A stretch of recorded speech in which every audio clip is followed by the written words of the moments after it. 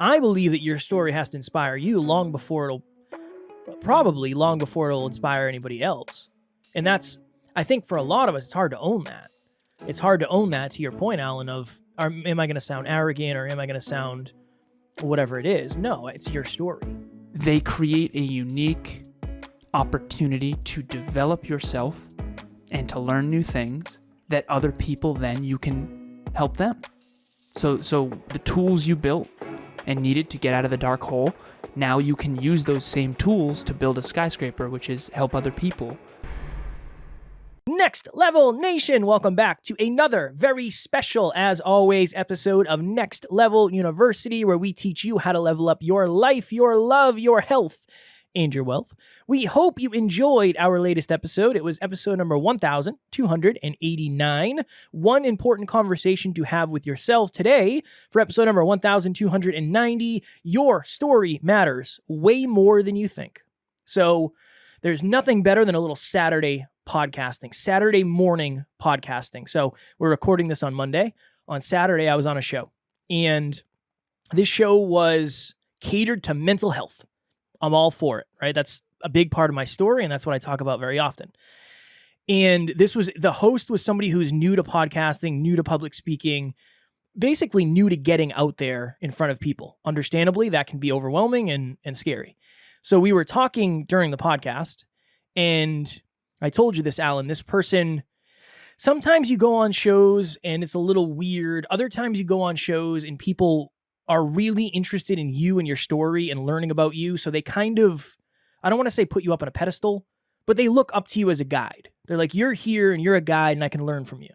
And those are always fun because it's a very cool energy to feel. So this person said, I have that imposter syndrome when it comes to who's going to want to listen to me talking to a microphone about mental health. Like, why do I get to talk about mental health? And this person had shared with me earlier in that episode that both her mother and her brother took their lives. And I said, honestly, that is why you get to talk about mental health, because you lost two of the people closest to you because they were dealing with mental health crises. And there are people out there that literally have had a similar experience who are looking for people like you who have had a similar experience. It's same thing. Why are you having me on the show? Because of my story. You're not having me necessarily because of what I know. You're having me because something in my story resonated with you. And I think as human beings, especially when it comes to imposter syndrome, we tend to go immediately to, here's a list of the things I don't know. Here's the 15 things I don't know. Why would anybody ever listen to me? How could I ever be successful? Why would anybody ever care? And we don't necessarily tap into what do we know because we have lived it. And I think that's just a drastically different thing. So my goal in this episode, Alan always asks me, what's your goal? What's the point? I want you to understand how important your story is, even if you don't have something hyper unique that's happened to you. Right? Sometimes a lack of struggle creates a struggle. So just because you don't have something in your story where it was like, oh, we grew up without money and I had this happen, sometimes that becomes the resistance in your life. So your story is still valuable. Maybe you've gone through a lot of stuff. It doesn't mean you're broken. It doesn't mean you should be thrown away. Your story is still valuable. I just think that you and I, Alan, have a very unique perspective of our stories because we talk about them so much.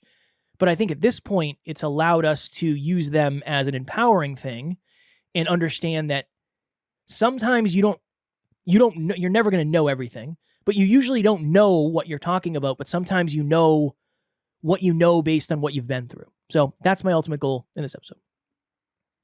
I wasn't planning on this, but this came up for me when you were talking, Kev. I was on the phone with a client, on Zoom with a client the other day, and usually when I'm coaching, I'm the guide, almost always, but there's always these pivots where I'll actually ask questions that are not from a guide's perspective.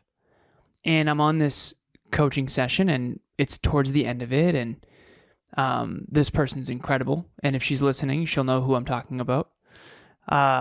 She's in her 60s, and she's one of the most integrity-driven, heart-driven, wisest people I know. And by wise, I mean holistically well-developed. She's unbelievably humble. She's one of those people that like just has so many years of collected experiences plus knowledge plus reflection plus personal development. And I asked her, I turned to the conversation, and I asked her, I said, like, how did you become so humble? I've never met someone who's so credible and who knows so much, and who is also a coach, by the way, and she does symposiums and she does coaching things, and she, sometimes she speaks in front of 90 people at a time, and she's taught me so much too, which is awesome. She did a symposium on the compound effect, and I actually had her send it to me, and then that's actually where the whole Smarter Goals thing kind of came up. That was her. But anyways, and we all learn from each other, which is kind of the point of this episode, by the way. But I ended up asking her, like, how did you become so humble?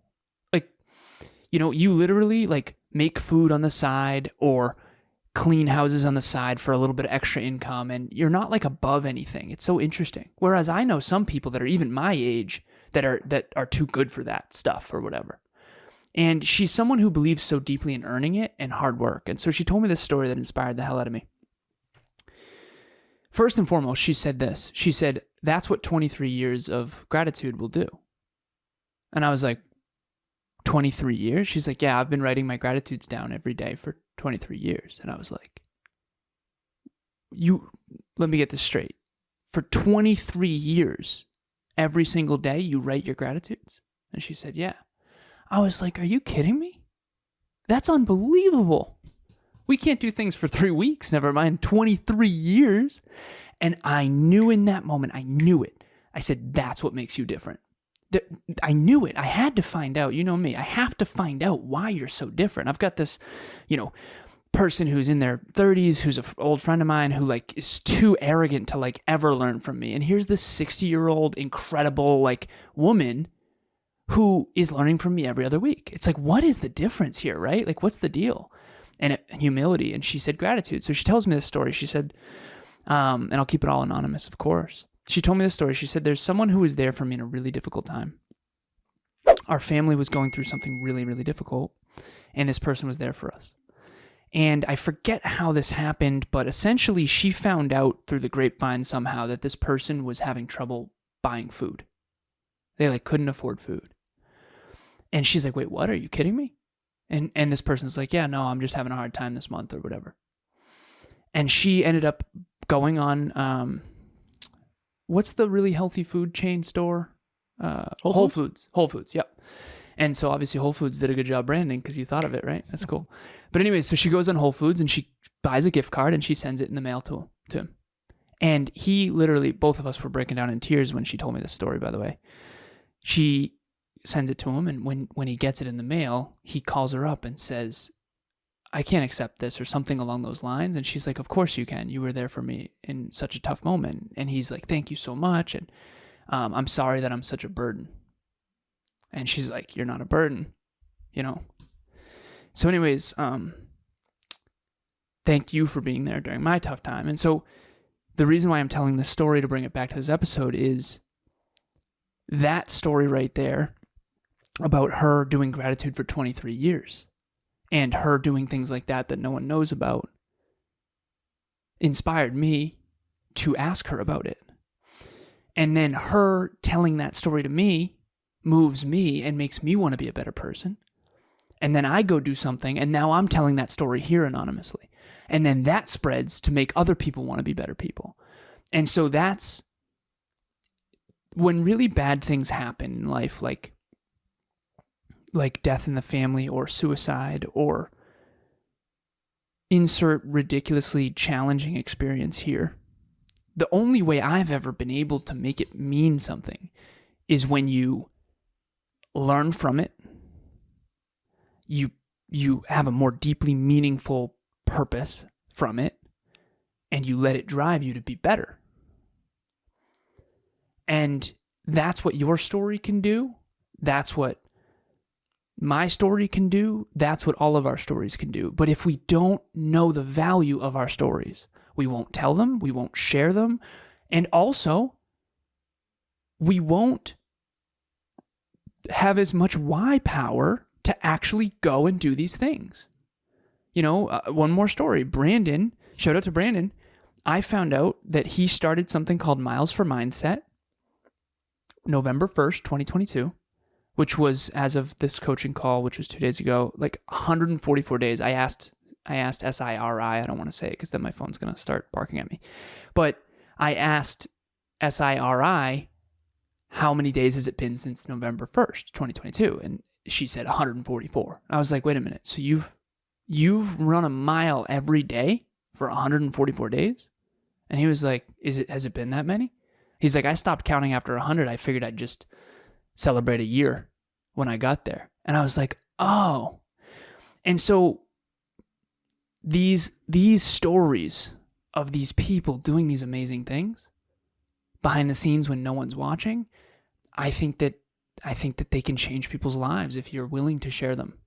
And I know why people don't want to share them, because it makes it seem like you're bragging, or maybe you seem arrogant or pedantic or condescending, or look at how awesome you are with your 380 days or whatever. There's all those haters out there that really are negative, and they negatively react to your positive things. But if you can get over that, and you can realize that no matter what you do, there's going to be some people that react negatively, you can really inspire a lot of people. And your story is unique. The things you've done and been through are unique. And the lessons you've learned from those things are, by definition, unique. And the lens in which you look at those things are unique. And so, yeah, I mean, Kevin and I are on this podcast, and we've interviewed hundreds of people at this stage. We stopped interviewing for certain reasons, but there's no story that I've ever not learned from, even the ones where it was what not to do. I think we are all a warning and an example, and I think some of us are more on the example side, and some of us are more on the warning side, and I think it's vice and virtue, really, at the end of the day. And we've both been on both sides of that ledger, for sure, myself included. But how did you transform vice into virtue? How did you transform ignorance into awareness? How did you transform pain into empowerment? And those stories move the world. They move the world. And if we just understood that, we would embody that, and we'd also do things knowing that this is a story that will change a life. Just meeting the people that there are to meet at Next Level Live made it worth it all on its own. Everybody there is incredibly supportive. Everybody there is not just strong, but also vulnerable and open, and also humble about how they're doing and where they're at in life, as well as where they've come from. So at any point, you don't feel intimidated or like you're lacking or like you're not as good as anybody else, because everybody has been at some point where you are, and everybody just wants to see each other thrive and do the best that they can. Well, and I think the other thing too, the first step for many of us, I think, is understanding how your story inspires you. Because there's a lot of people out there. I had a buddy one time who said to me, he's like, yeah, sometimes I feel bad. And I was like, what do you mean? And he said, well, look at your upbringing in your life. And then I didn't have any of that. And I was like, yeah, but that you still have a story. Your story is different than mine. That's not a bad thing. Like, you just have to figure out, what does that mean to you? Even that framing of, I didn't have all those bad things happen. It's like, yeah, but now you're making that disempowering to you. Like, that's a good thing. But you also had a bunch of other things happen that I didn't, because of different routes. Your life's completely different than mine, but it doesn't mean you don't have a good story. You've just never sat down with it, probably. I think that's one of the most important things, and that's the takeaway for me specifically, for the listeners. I want you to understand how important your story is without feeling arrogant. If you have come a long way, or if you've come a relatively short way, but you feel like you're improving, and you feel like you're progressing, and you feel like you're overcoming, and you can look back and count the reasons why you shouldn't be where you are today, I think that's a beautiful place to start. And I try to do that fairly often. I think I'm probably doing it less than ever, honestly, but I think that's empowering. It's empowering when I say I was supposed to be the kid who ended up in jail. I think that's an empowering thing to look back on. But that's just part of my story. right? Where somebody else, it might be like, I was supposed to be a doctor, but I ended up going and doing my own thing. That's empowering as hell. I love that. I love that. So I believe that your story has to inspire you probably long before it'll inspire anybody else. And that's, I think for a lot of us, it's hard to own that. It's hard to own that, to your point, Alan, of am I going to sound arrogant or am I going to sound whatever it is? No, it's your story. I mean, it's your story. You didn't make it up. You decided that that's the story, or maybe you didn't have the opportunity to decide. But like the Brandon thing, running a mile every day, that's the story you decided to write. Now, things that happened before in our lives, we don't necessarily have the opportunity to author, but it doesn't mean that it's still not a valuable story. I think it's what you make of it. I think it's everything in life is what you make of it. It's the cliche saying of it's not what happens to you, but it's what you do with it. It's, are you doing all you can with all you have? And I know some people who were given a lot and did very little with it. I know some people who were given very little and did a lot with it. And I think, and everything in between. And I think that I know some people who had really, really, really, really traumatic, terrible, unthinkable childhoods. And I know some people who had really, really beautiful, wonderful childhoods. And I think that, you know, I'll think of one person in particular who had a really good upbringing, but, you know, she struggles because of that in certain ways because she had what's referred to as a helicopter parent, which is a parent who always tries to protect you from hard truths. And so now in this person's 20s and 30s, I've talked about it anonymously, they're struggling with these things. They're emotionally less mature than they would have been had they faced those adversities earlier. You know, so even someone who had a good upbringing also had their growth stunted in some way. So it's just interesting. And I think that human existence is struggle, trials, tribulation, challenge, and difficulty mixed with opportunity. And do you seize opportunities? And by the way, the more opportunities you shoot for, the bigger the struggle and the bigger the challenges. And I think there's nothing more inspiring in the world. I think that's what movies are. I think that's what the best stories and books are. I think it's human beings turning difficulty into virtue and into inspiration, into motivation, and into something better. And that's, Jim Rohn says this, I'll leave on this. He says, I'll give you the world's shortest history lesson. And RIP to Jim Rohn. If you've not read his books or listened to any of his work, it's awesome. It's really, really good. Do I agree with every word? No, but it's very, very good on the high end of people to learn from. And so anyways, he says, I'll give you the quickest history lesson in one sentence. Opportunity mixed with difficulty. Sometimes the difficulty is more and the opportunity is less, like a bad economy or a tough chapter, an emotional winter, whatever. Sometimes the opportunity is more and the difficulty is less, right? And then it ebbs and flows. It goes up and down. Is the trend line up? Is the collective we, is the collective us, is the collective consciousness of the world better than it used to be? The answer is yes. We're less ignorant than we used to be about homosexuality, about all these different things. We're less ignorant than we used to be. Is there still a ton of racism and a ton of sexism and a ton of crap? Yes. But at least collectively, we're less ignorant than we used to be. And I think that each of us has a responsibility to become less ignorant, to become more intelligent, to become more aware, to become more virtuous. And that's really what this, podcast is built on. So the dark holes you've found yourself in your life, they create a unique opportunity to develop yourself and to learn new things that other people, then you can help them. So the tools you built and needed to get out of the dark hole, now you can use those same tools to build a skyscraper, which is help other people out of that same circumstance, whether it's dealing with suicide, or whether it's dealing with mental health issues, or whether it's dealing with not being able to achieve your goals in business, or whatever it is. And I think that's why I love failure so much, Kev, is because it's where you learn everything.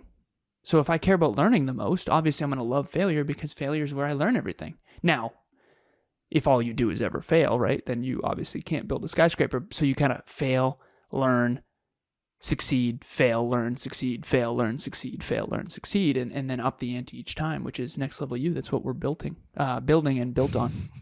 That's what we're building. You had an epic monologue going there. It was good until the end, huh? I actually posted something like that in Next Level Nation.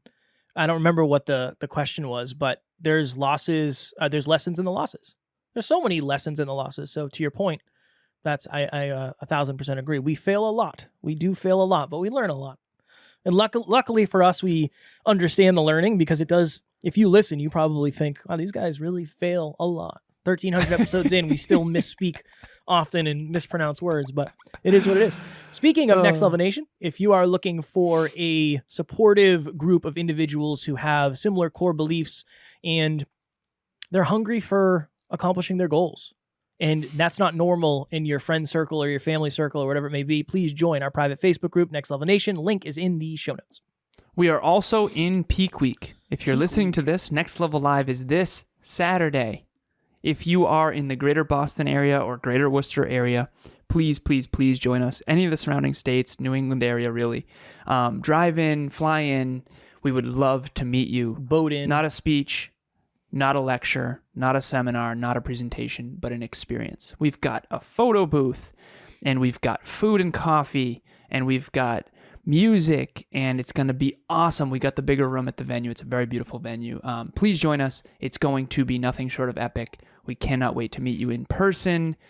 Also, if you're feeling lost, if you're feeling directionless, if you're feeling lonely, Group 10 opens, or I should say closes, April 11th. It is less than $100 a month. Again, especially if you're out there and you're feeling lonely in your growth, lonely land. If you're feeling like, I really want to up the ante in my life, I just don't know how, or I'm feeling too alone to actually do it. I don't really fit in with my old friends, but I definitely don't fit in with these new people that are so inspiring to me, or maybe I don't feel like I do yet. Let us guide you through lonely land. That's what group coaching is for less than $100 a month. The links will be in the show notes for both Next Level Live and Group 10. I used to work with somebody, and he used to say, a bargain at twice the price. That's what he would say. It's a bargain at twice the price. So it means it's a bargain at the price it's at too. Word. I think it's like a dad joke thing, you know? I don't know. It's not my expertise. Next Level Nation tomorrow for episode number 1291. We are creeping up towards 1300. I'm very excited. A deeper dive into the fear of judgment. So we talked about judgment a couple weeks ago, and we said we were going to do a deeper dive. So as promised, we are going to do a deeper dive. As always, we love you. We appreciate you. Grateful for each and every one of you. And at NLU, we do not have fans. We have family. We will talk to you all tomorrow. You keep after it, Next Level Nation.